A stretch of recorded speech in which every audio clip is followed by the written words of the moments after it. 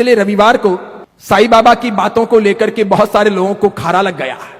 किसी ने video viral कर दिया, बड़ी मात्रा में मेरे पर धमकियां आने लगी।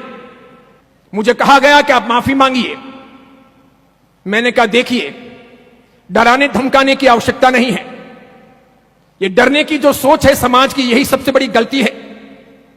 अगर हम गलत हैं तो हमें डरना चाहिए, अगर हम अपराधी हैं तो हमें डरना चाहिए, अगर हम खोटे मार्ग पर हैं तो हमें डरना चाहिए, अगर हम अत्याचार अन्याय करते हैं तो हमें डरना चाहिए, अगर हम झूठ बोलते हैं तो हमें डरना चाहिए, अगर हम किसी का शोषण करते हैं और किसी की हत्या करते हैं या हिंसा करते हैं तो हमें अवश्य में डरना चाहिए। सबसे पहले पाप से डरना चाहिए। भगवान कहते हैं पाप से डरना चाहिए, इंसान को अपराध नहीं करने चाहिए, झूठ नहीं बोलना चाहिए, अन्याय अत्याचार नहीं करने चाहिए। जैन समाज और जैन समाज का साधु कभी अन्याय करने की सोच नहीं सकता, अत्याचार करने का विचार भी नहीं आता, कभी अनीति के मार्ग पर वो जाता नहीं और झूठ के परिप्रेक्ष्य में वो जीता नहीं। निश्चित तौर पर मैं ये सोचना चाहता हूं और कहना चाहता हूं कि झूठ क्या है और सच क्या है, सबसे पहले इसका अन्वेषण किया जाना चाहिए। रात क्या है और दिन क्या है, यह सबसे पहले सोचा जाना चाहिए। सही क्या है और गलत क्या है, इसकी भेद रेखा स्पष्ट की जानी चाहिए। अंधेरा क्या है और उजाला क्या है, जब ये हमारे सामने स्पष्ट हो तो अंधेरे को उजाला कैसे कह सकते हैं और उजाले को अंधेरा कैसे कह सकते हैं, सच को झूठ कैसे कह सकते हैं और झूठ को सच कैसे कह सकते हैं। मान्यता सबकी जुदा जुदा है। कोई कुएं में पड़े तो मैं रोकने वाला कौन होता हूं, कह सकता हूं, बचा नहीं सकता। कोई अपना सर फोड़े तो मैं रोकने वाला कौन होता हूं, कह सकता हूं साधु होने के नाते, बचाना मेरे हाथों की बात नहीं है। कोई जहर खाए या उल्टे मार्ग पर चला जाए तो बोल सकता हूं, रोक सकता हूं, लेकिन उसे बचा नहीं सकता। और इसके लिए मैं कहना चाहता हूं कि साईं बाबा के बारे में मैंने कुछ कहा, रामदेव पीर के बारे में मैंने कुछ कहा, ख्वाजा मोइनुद्दीन चिश्ती के बारे में मैंने कुछ कहा, मीरा दातार के बारे में मैंने कुछ कहा, या फिर समझिए अन्य किसी के बारे में कुछ कहता हूं तो सच क्या है यह नहीं सुना जाना चाहिए, सच क्या है यह देखा नहीं जाना चाहिए, सच क्या है यह तलाशा नहीं जाना चाहिए। साईं बाबा मस्जिद में रहते थे, यह सच है, तो फिर वो हिंदू कैसे हुए? साईं बाबा नमाज पढ़ते थे, यह सच है, तो फिर वो हिंदू कैसे हुए? साईं बाबा बकरों की हलाली करते थे, उन्हें काटते थे, यह सच है, तो वो हिंदू कैसे हुए? उन्होंने जिंदगी में किसी मंदिर की, हिंदू मंदिर की पूजा अर्चना नहीं की, उन्होंने किसी प्रकार की हिंदू या जैन विधि से कोई साधना नहीं की, निश्चित तौर पर नहीं की, फिर उन्हें हम कैसे मान सकते हैं कि वो हिंदू हैं? किसी की आंखों में आप कब तक धूल डाल सकते हो? कितने अधिक लोगों को चमत्कारों के आधार पर कब तक आप मूर्ख बना सकते हो? मैं आपसे पूछूं, समझो कि मेरे पिता जैन ना हो, मेरी मां जैन ना हो, मैं जैन ना हूं, मैं आपको आज यहां जैन कहलवाऊं, 10 साल के बाद, 15 साल के बाद, 20 साल के बाद मेरा डीएनए टेस्ट हो और यह सिद्ध हो कि मेरे माता पिता जैन हैं, तो फिर आप कब तक झूठ बोलोगे, कब तक गलत बातों को चलाओगे? या यह सिद्ध हो कि मेरे माता पिता जैन नहीं हैं, तो मैं कब तक झूठ बोल सकूंगा और कब तक छिपा सकूंगा? जो सही है वो सही है, जो गलत है वो गलत है।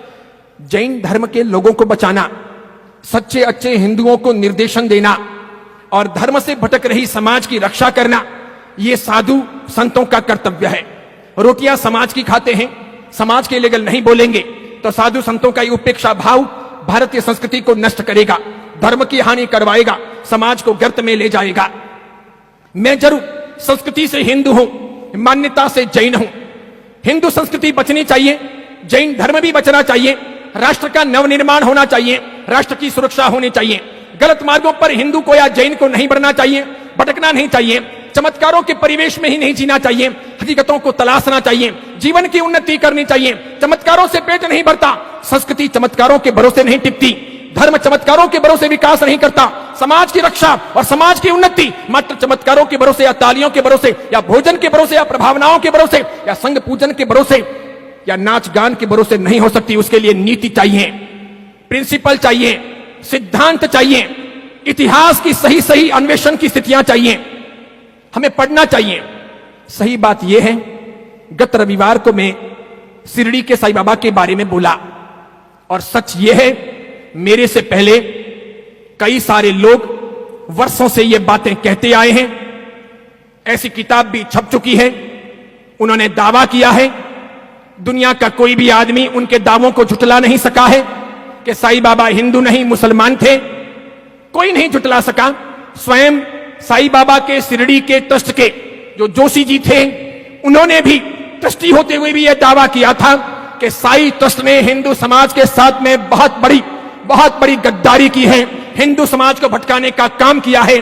साईं बाबा का अग्नि संस्कार नहीं हुआ था, उन्हें कब्र में दफनाया गया था, उसी कब्र पर ये साज बना है और कालांतर में लाकर के मूर्ति की स्थापना कर दी गई है। साईं बाबा हिंदू नहीं है, हिंदू मान्यता यहां कहीं सिद्ध नहीं होती।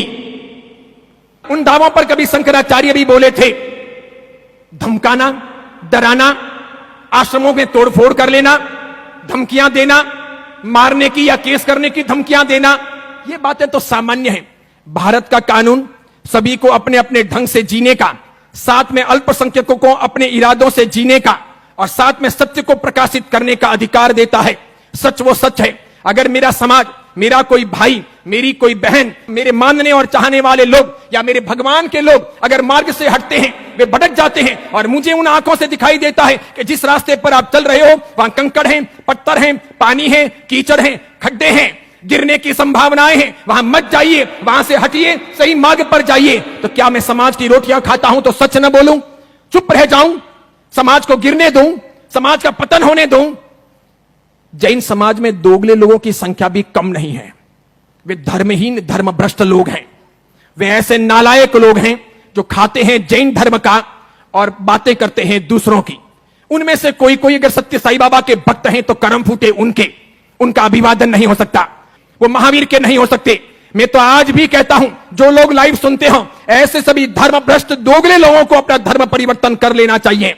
आज कानून ये नहीं कहता कि उनको धर्म से, समाज से बहिष्कृत कर दें, वरना अधिकार यह होना चाहिए कि ऐसे लोग जो खाते हो घर का और घर का खोदते हो, जो खाते हो घर का और दूसरों का समर्थन करते हो, जो खाते हो घर का और दूसरों का पक्ष लेते हो, जानते ना हो, सत्य हकीकत पता ना हो, इतिहास पढ़ते ना हो, अंधे हो, समझते ना हो, बेजू बावरा की तरह जीते हो, कुछ भी मन में आए वह मत्था टेक लेते हो, तो गलती उनकी है। ऐसे लोगों के भरोसे धर्म का, समाज का, नीतियों का, संशासन का या फिर परंपरा का निर्माण या संरक्षण नहीं हो सकता।